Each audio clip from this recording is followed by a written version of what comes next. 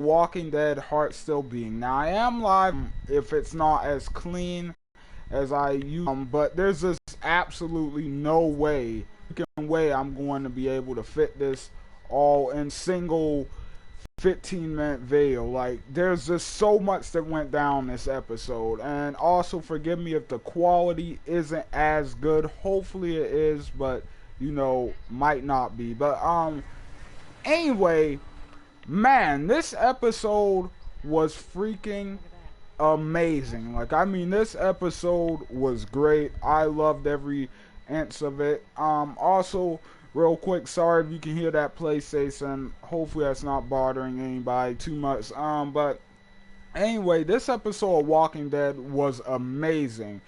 Pretty much in this episode, we end up getting 2 deaths instead of 1, just like the finale. They are really like running through characters, and we also have some very cool stuff that got set up this episode. I am so pumped for. Let's just start at the beginning because there's so much to go through here. So let's just start from where it picks up. So pretty much the episode starts at the hilltop with Maggie. We see that she's making herself at home.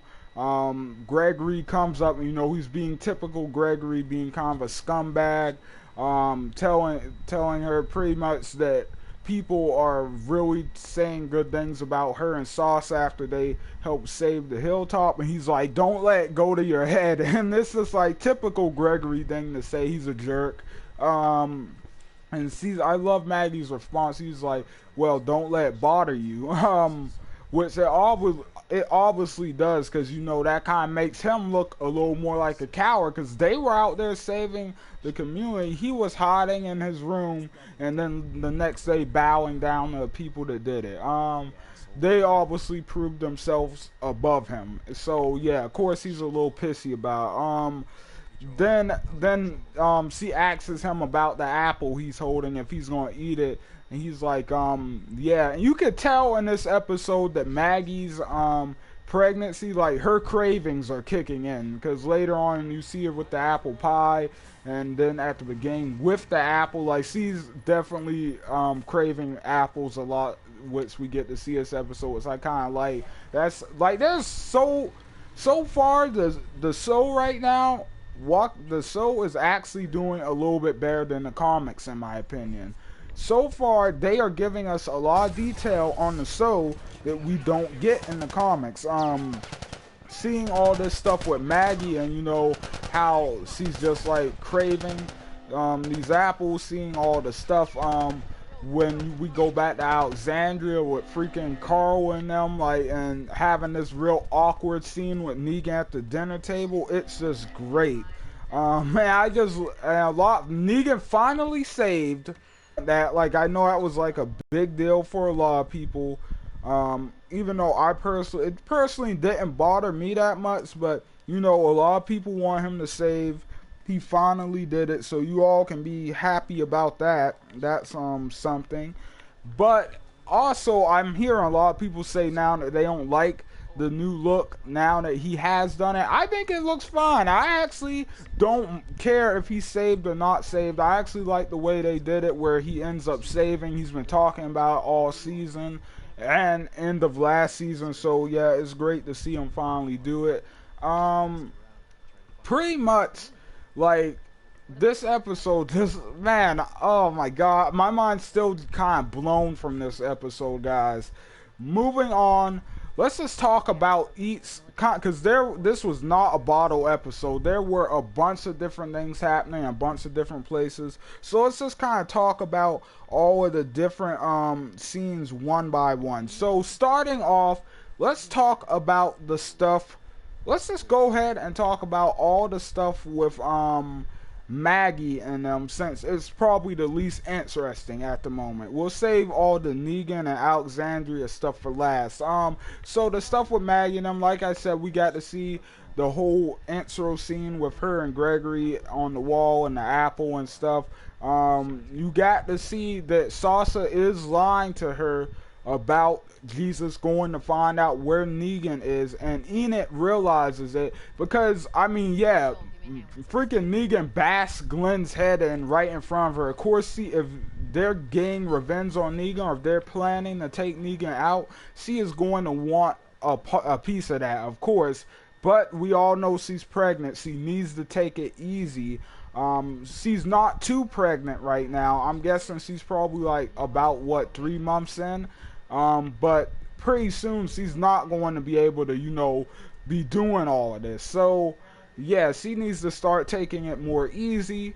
But, yeah, she's definitely still in the game. I wonder if they're going to do some interesting stuff with her where she actually does have to fight a little more during the war, because in the comics, Maggie doesn't really fight at all in the war. She's kind of in the background because of her pregnancy and stuff. So I kind of can't wait to see what they're going to do with that.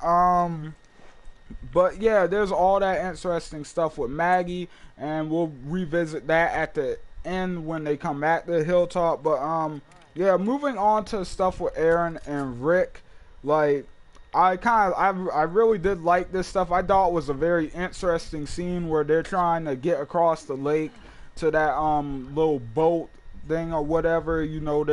They're using the sign as paddles and stuff, and the walkers are just grabbing onto the boat. And I actually did miss the first couple minutes of the episode, but don't worry, I went back and rewatched them when it came back on. So I didn't realize that the boat had holes in it, so it was sinking the whole time. I thought like the walkers were just starting to pull it down, and they were filling it with water and stuff, which was also kind of what was happening, but it also had holes in it, which was making it worse. So they made it to the canoe, and whoever this guy was that freaking left all stuff, I freaking like him. I like him. Like, he leaves the little sign for them, kind of telling them, screw you for actually not dying and getting to my stash or whatever, even though he's dead. Like, that's just awesome. Like, I like that little touch there. It kind of makes that situation feel more realistic, more lived in, all of that good stuff, which is good. Then you have them loaded, they get the stuff. I have no idea how they got all of that on that canoe and back across that lake. I have no idea how they did that. But yeah, we're not a small negative for all the great things that were in the episode. And moving on, I want to talk about the Daryl stuff, because there's a lot here. There's a lot more here than there is in the past 2 sequences I've been talking about. With this stuff, oh man, freak. So we never did find out who slipped the note to Daryl. Some people are saying it was definitely Jesus because he was there, and you might be right. It might have been him. But at the same time, we still don't know. It still could have been Dwight. It still could have been Sari. I'm either betting my money on Jesus or I'm betting my money on Dwight. But I'm kind of thinking it was Dwight. So, yeah, we still don't know 100% who that was that did slip him that note. I'm sure we'll find out later on. That's definitely going to be something they're going to revisit. Then he sneaks out, and I love this scene. I love how they chopped it up. See, this is what they should have been doing with some of these episodes. Like, for instance, episode 3 probably should chop that up a little bit more and put that into some other episodes. And I just love how they chopped up where he was sneaking out throughout the episode. He was trying to get out. He ran into a few situations. I was trying to figure out what was going on when he got to the one door and they were like, stop hugging the wall, and then you saw that stuff come out the door. Was that throw up? Did somebody just like sit their pants? Like, what just happened? Like, I was like, ew, what is that? But yeah, like, it just goes to show you what kind of place the sanctuary is. It's not like the most luxury place. I mean, it's nice if you're a savior, but horrible stuff is going down there, so just keep that in mind. And it's also important to remember that Daryl's not the only prisoner there either. So, yeah, he actually gets into the White's room. He ends up going into the White's room, for those of you who didn't catch that, because you saw the little carved figurine that the White had made way back, and that he was carving on way back. Well, actually, this season he was doing it in episode 3, and it was from episode 6 of last season, Always Accountable. So we know it's the White's room. Daryl gets some new clothes on and stuff, and that was really smart. So, you know, they probably wouldn't have recognized him right away. If somebody saw him, like, he could have probably passed for a savior. From, you know, a distance at least, because I'm sure most people saw him. Fat Joey definitely recognized him when he saw him. And oh man, I feel so bad for Fat Joey. I was actually liking Fat Joey out all the saviors, but yeah, freaking Daryl said, nah, y'all ain't getting no mercy from me. Y'all made me eat dog food for the past couple of weeks, and wait, how long has it been? Has it been a couple? It's been at least 2 weeks he's been in there by this point. 2 or 3 weeks at the very least. I think it's more like 2 though. But he's like, yeah, y'all done made me eat dog food and all of this. Y'all had me in here butt naked. Y'all had me working the wall, all of this crap. Like, nah, bro, y'all done beat me up. I'm getting my revenge right here. He just takes all his anger out on Fat Joey. And I'm pretty sure, and I think this was kind of, they were kind of doing a little tricky thing here, where they were kind of making a callback to the first episode of the season when Negan kills Glenn and Abraham, because Daryl definitely bashed Fat Joey's head in with that pipe the way Negan did Glenn and Abraham. It definitely reminded you of that. And you know, he kept going, like, so it was definitely kind of a little callback to that scene in one way or another. And I think that kind of also was reflecting the fact that maybe Negan sort of kind of got into his head just a tiny bit. You know, because in that moment he kind of behaved like a savior. You know, he killed dude like in a very unnecessary and horrible way. That's kind of like the saviorist thing to do. But at the same time, I think it was more about him, you know, wanting revenge. I think he was more just taking his anger out on Joey, and I think he was just pissed in the moment. And, you know, he's not showing any mercy. He's trying to get out. And we saw Jesus come back, which was awesome. That does confirm that when Daryl looks up well, in the last episode, when he looks up at the top of the truck, forgive me for that, he looks up at the top of the truck, he was probably looking at Jesus. He probably saw Jesus. Jesus probably saw him and was like, oh, holy crap, Daryl's here and he's a prisoner. I gotta get him out. So yeah, and of course Jesus recognizes Daryl. He's the first of the 2 survivors that he met, him and Rick. So yeah, that's cool.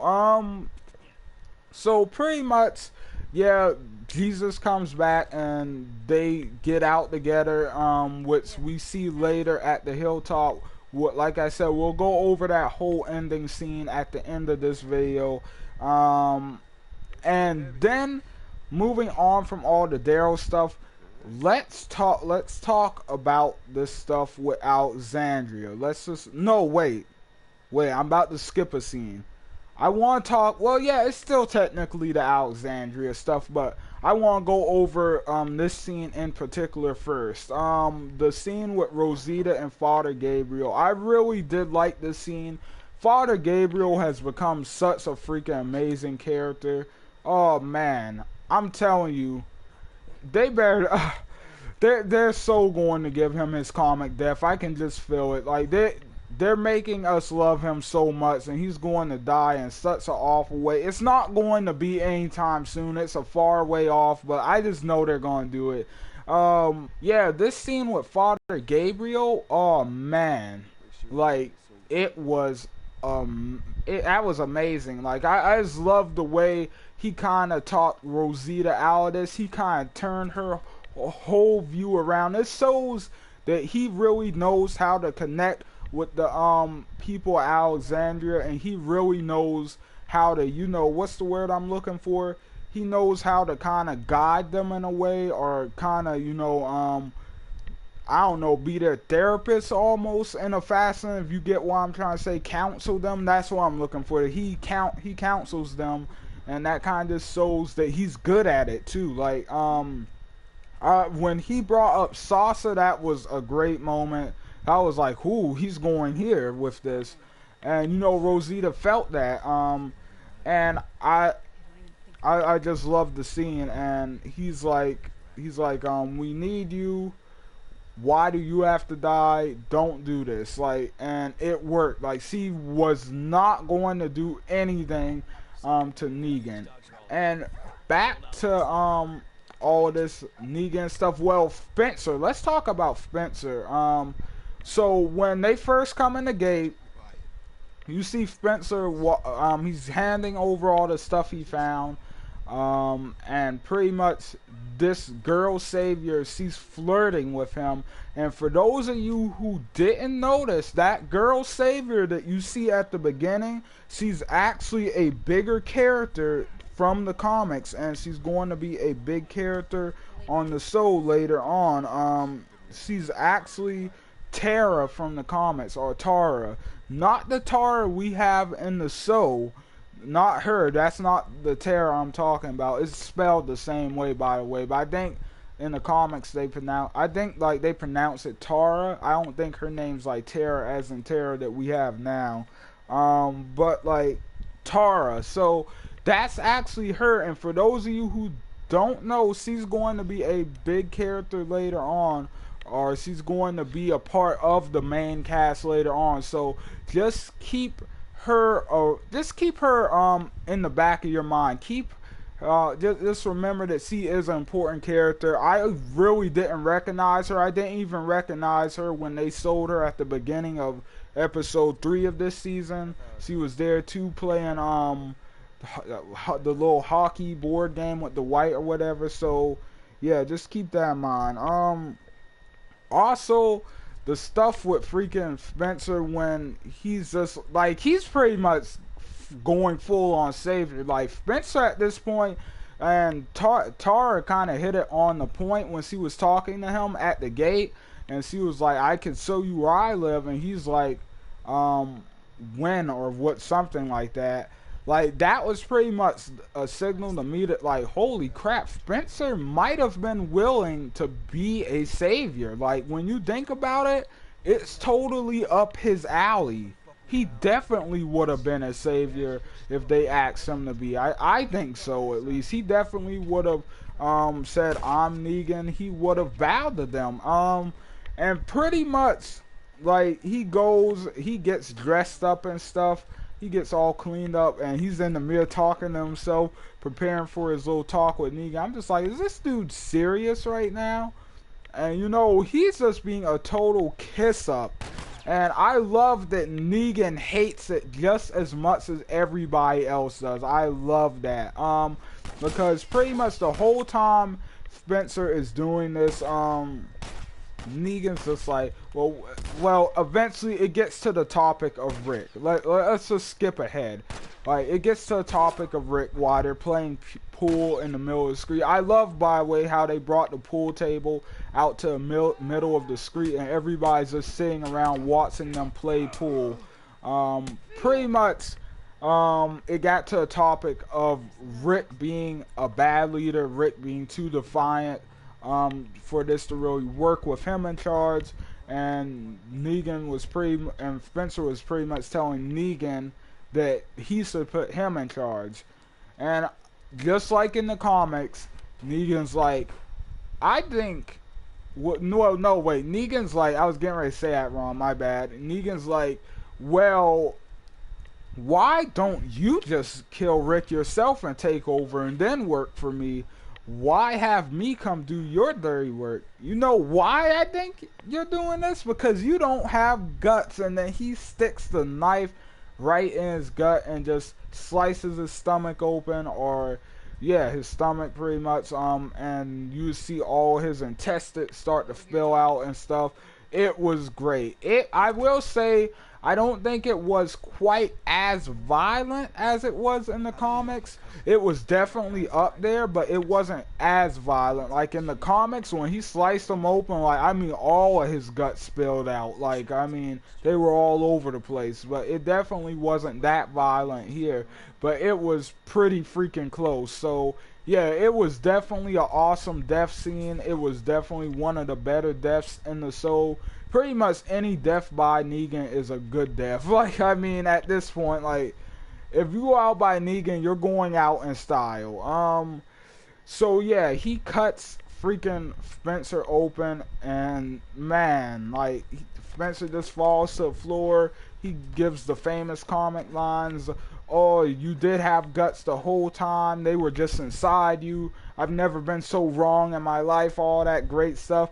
And then he's just pouring the bat around, and he's asking everybody who wants to finish the game. He's asking somebody step in for Spencer. He's like, come on, I was winning all that. I just love Jeffrey Dean Morgan's charisma as Negan. He's doing such a freaking amazing job. They could not have found a better actor, in my opinion, for it.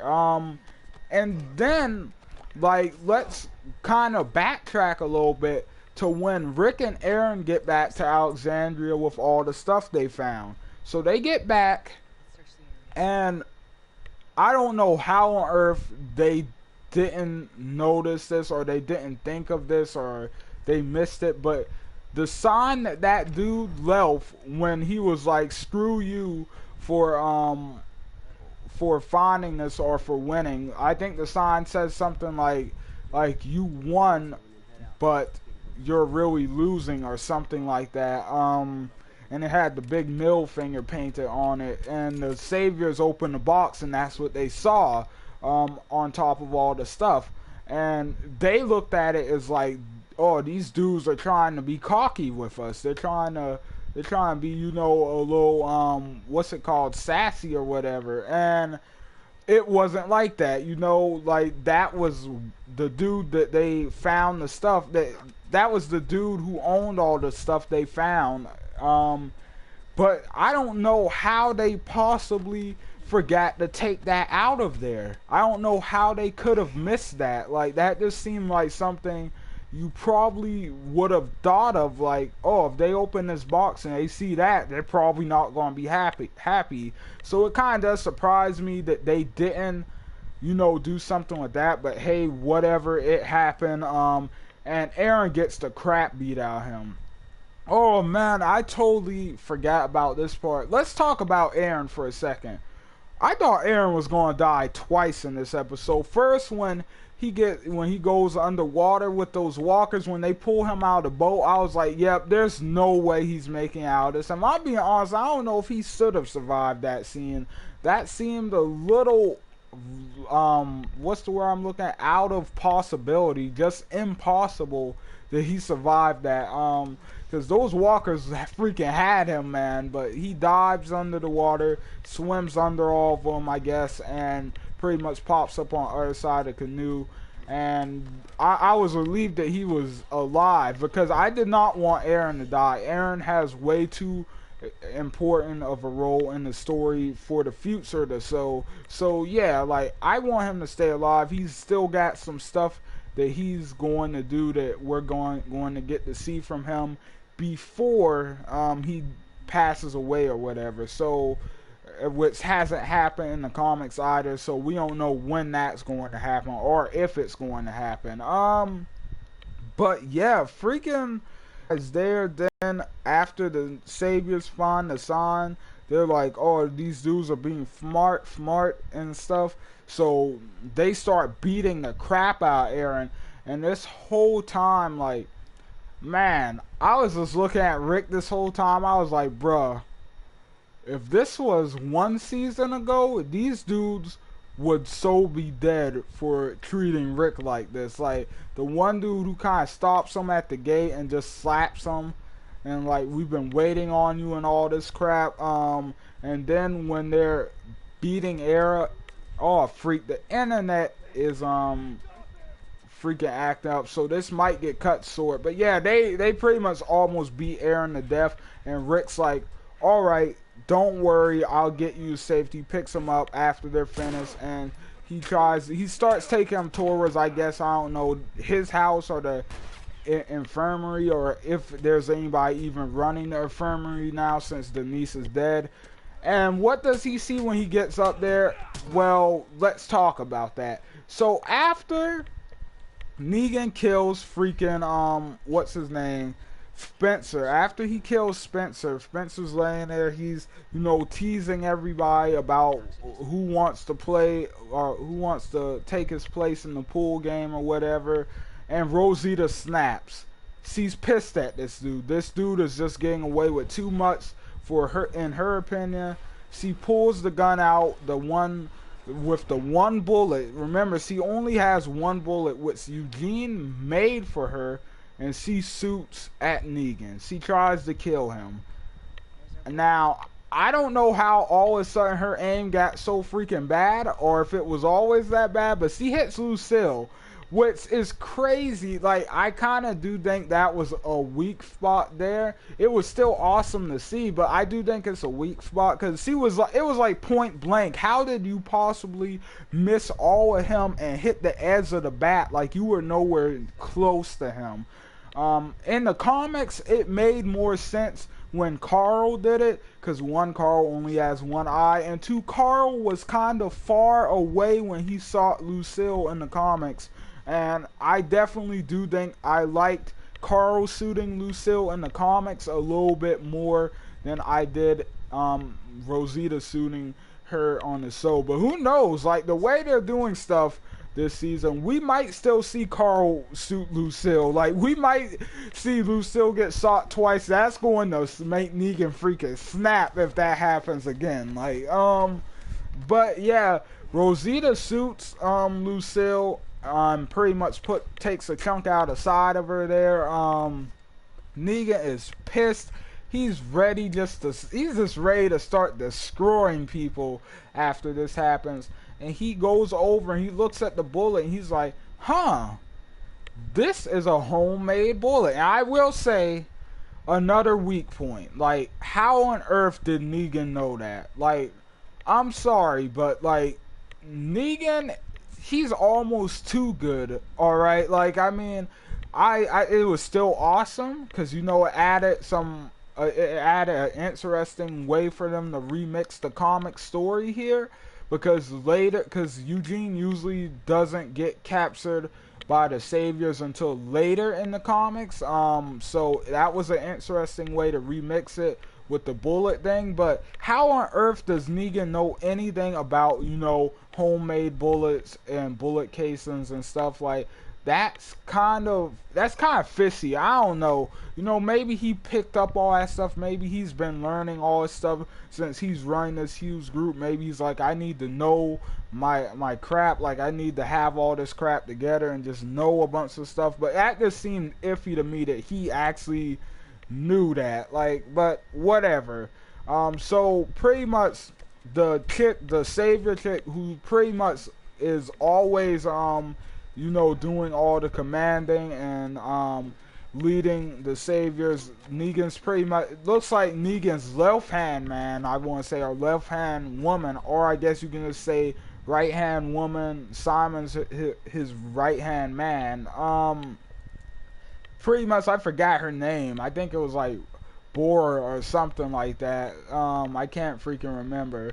But pretty much, she runs up to Rosita, knocks her down, puts a knife up to her face, and Negan's like, you're gonna tell me who made this bullet, or there's gonna be consequences.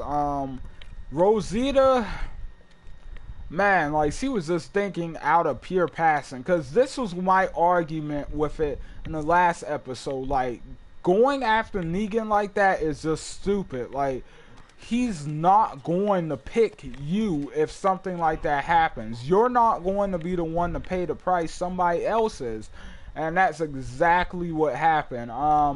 But, of course, she wasn't going to do it, but she got caught in the heat of the moment and ended up doing it. after he killed Spencer. So she's she's sassing him and stuff. She's telling him off and trying to be like, it was me. If you're going to kill somebody, kill me. And Negan's like, nah, that's not how this works. I'm gonna make you sorry. And he looks at the savior chick. I'm just gonna call, for now, I'm going to call her Bora or whatever her name is. I totally forgot. I really did forget her name. I'm just gonna call her Savior Chick #1. All right, that's what I'm gonna call her for now. He's pretty much like, shoot somebody or kill somebody, and she takes a second. She's deciding, and Rosita's like, no, it was me. I made it. And the chick just freaking spins around and boom, blasters. Oh snap! Did the video actually end? Holy crap, guys! We're at 30 minutes. This is a long video. I'm gonna try to end soon, but yeah, I actually am in Share Factory for those of you wondering.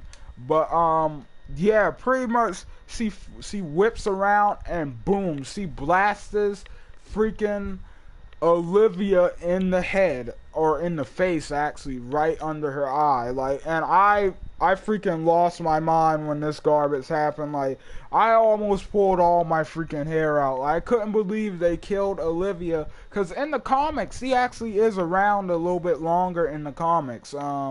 She doesn't play too many major roles, but she is involved in some stuff later on in the comics after the war happens. I guess it's not going to make that much of a difference killing her off now, but gosh, I did not see it coming. I did not think it was going to be her.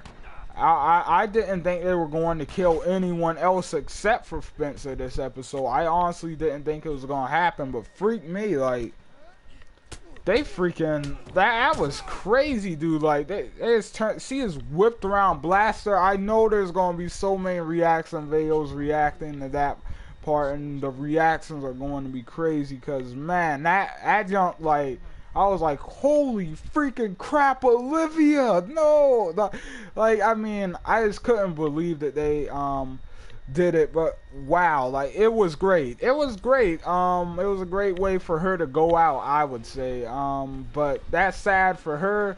But whatever, like, the story must go on. It definitely did boost the story, in my opinion. That was definitely one of the highest points in the episode when they killed Olivia. I just did not see it coming. Poor Olivia.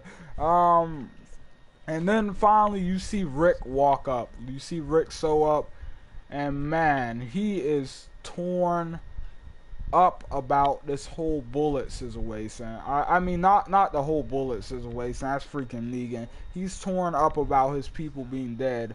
Or did that even happen? I think I might have skipped. Yeah, I think Rick didn't sew up to after they solved the bullet thing. So I'll just backtrack for a second. Freaking Negan's still like, who made this bullet? Or tell me, or I'm gonna kill somebody else. I'm gonna have somebody else killed. And pretty much Tara steps up and she's like, it was me. Like, she's lying, of course. Like, she didn't make the bullet, Eugene did.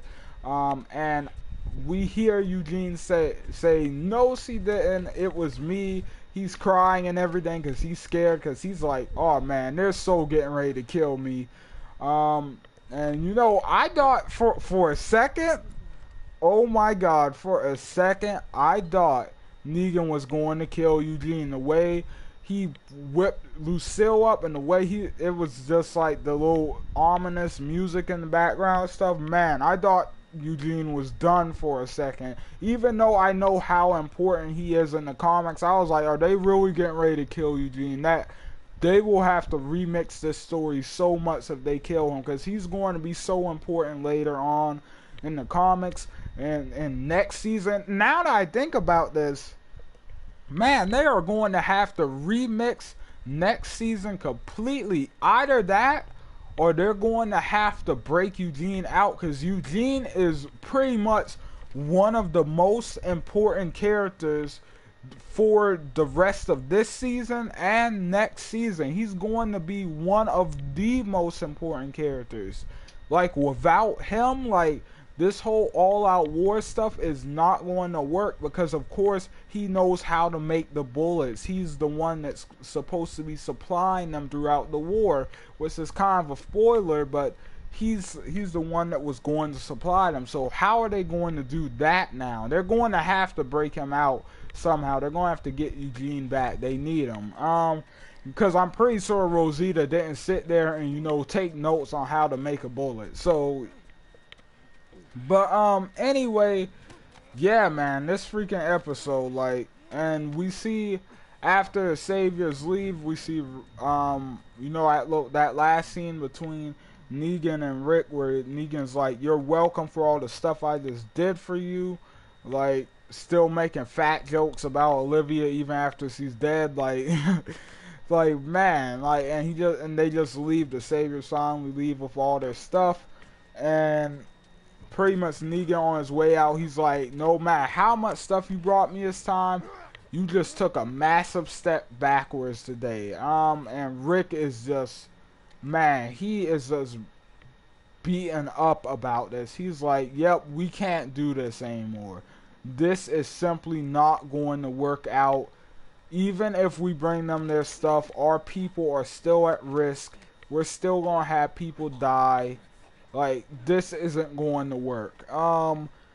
So pretty much, we see him in the cell that Morgan built, and holy crap, I totally skipped over all the Morgan and Carol stuff, which I guess I can just go over that in a different episode, because I mean, there wasn't much there. Like, you know, freaking pretty much Morgan just brought Carol some fruit. Ezekiel already brought her some fruit and vegetables.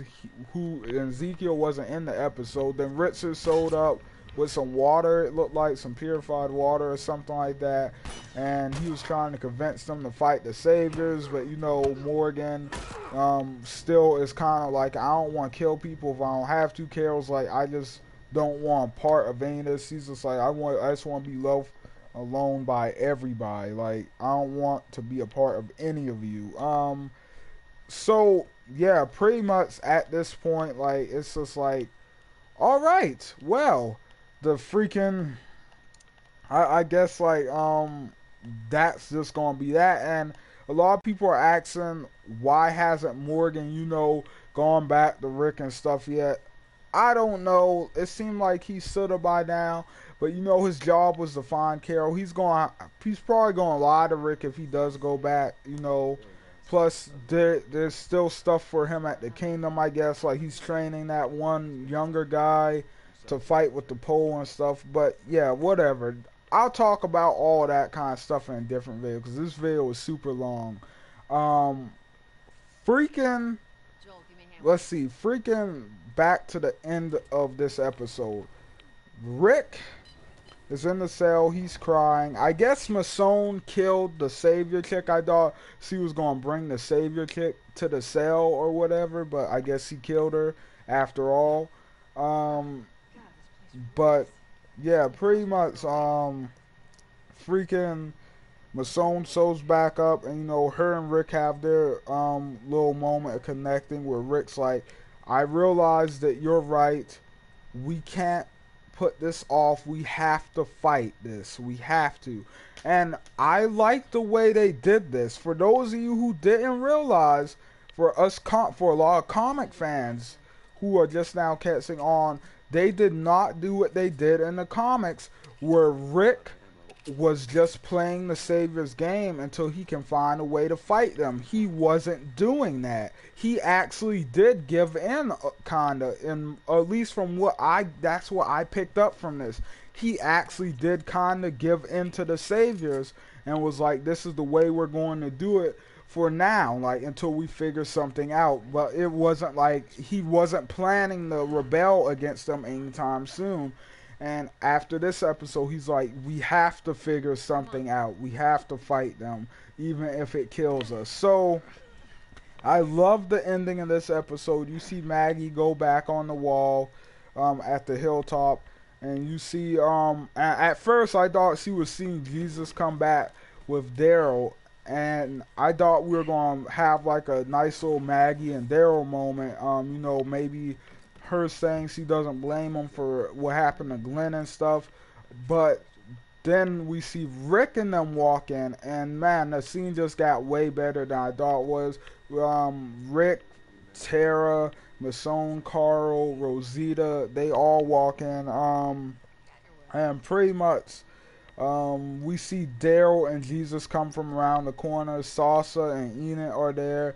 And all of them just have a little moment together. It's kind of nice because it's the first time we gotten to see, like, you know, the main group kind of get back together, you know, as family, kind of be like, hey, what's up, guys, kind of reunite. Since the beginning of the season, they've been split up since episode 1 of this season, so it was nice to see all of them reunite. They're all giving each other big hugs and stuff. I loved when Rick saw Daryl and he ran over and gave him a hug and all that. You know, they're brothers, like he said back towards the end of season 4. Like, they're brothers. So yeah, that all that stuff was great. But anyway, the final scene where they're all walking into the house to, I guess, talk to Gregory. They are planning war. The next half of the season is going to be very action packed. I will say this. I was honestly surprised how they did this season. For those of you who didn't know, they kind of did end up where we all thought they would. A lot of people were saying they think that we're going to end up with the second lineup this season, and we did, except it wasn't a second Lucille lineup. It would end up just being, you know, execution.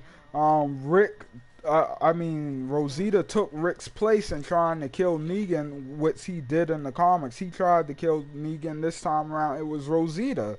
So yeah, we're pretty much at that point where they start fighting the Savior. So All Out War doesn't start next season, actually does start this season, and it's probably going to finish halfway through next season.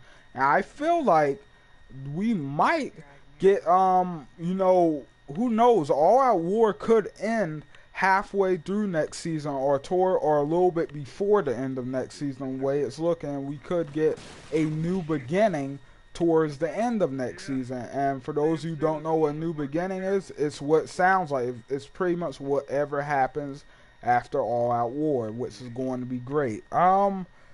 But anyway, I don't want to talk too much more about this episode. Like, I'm so pumped. This video's way too long, but whatever. Hopefully you guys don't mind. It's just a super mega review. But anyway, guys, thanks for watching. Hope you guys enjoyed.